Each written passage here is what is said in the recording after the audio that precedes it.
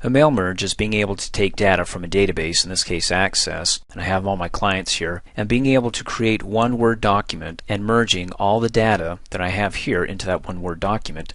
And when I merge it through the wizard, it'll actually create a letter for each one of these clients here, addressing them personally but with the same content for all the clients. For example, I'm going to maximize my exercise folder here. I have my form letter set, double click to open it up, maximize it here. And it's got Dear blank. I want to be able to leave it blank so it can address each client within my database when I merge the data within this letter here. Now if you want to learn more about MailMerge, I recommend that you watch my Word Level 2 training video on MailMerge, and assuming that you've done so, what I'm going to do is just go ahead and dump the data within my form letter here and complete the merge. So I have one form letter addressed to each client here within my database or within this table.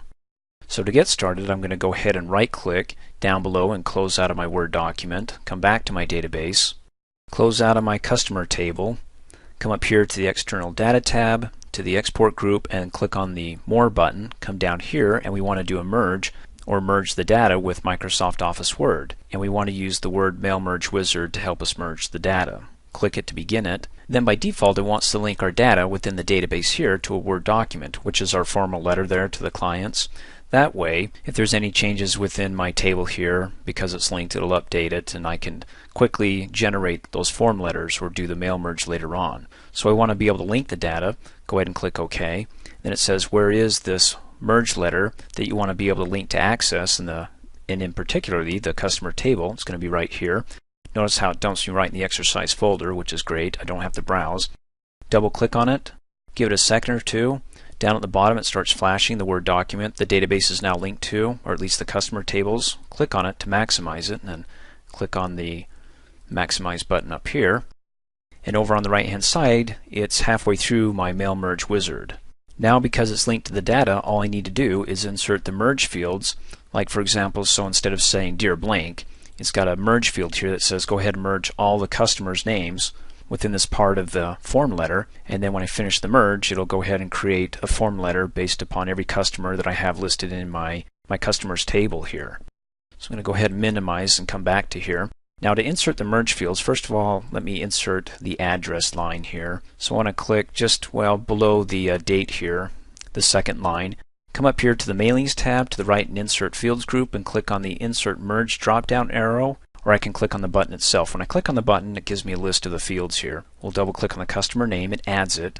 I'm going to close out of here because I want to hit enter and add the address. And again I can come back up here and click on the button and double click on address and close and hit enter, or I can come up here and click on the drop down arrow and I have the fields listed here as well. We'll do city, comma, space, click on the drop down arrow to state, space, drop down to zip. And then click just before the comma here because we want to be able to address the customer Dear customer name. So click on the drop down arrow to customer name, and there we go. Now before I actually finish the mail merge here, at least the wizard that started over to the right hand side in this task pane, I want to be able to preview the results. So come up here on the Mailings tab to the Preview Results group and click on Preview. There we go. Start temps, it merged part of the data.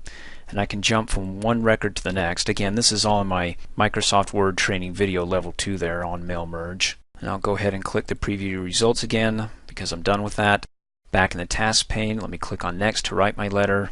Well, the letter has already been written, so I don't need to worry about that. Click Next again, and it gives me the preview where I can toggle through each recipient, and if I don't want to include a letter to this recipient like Happy Town Playworld, I can click on Exclude them, and it removes them from generating a letter for Happy Town Playworld.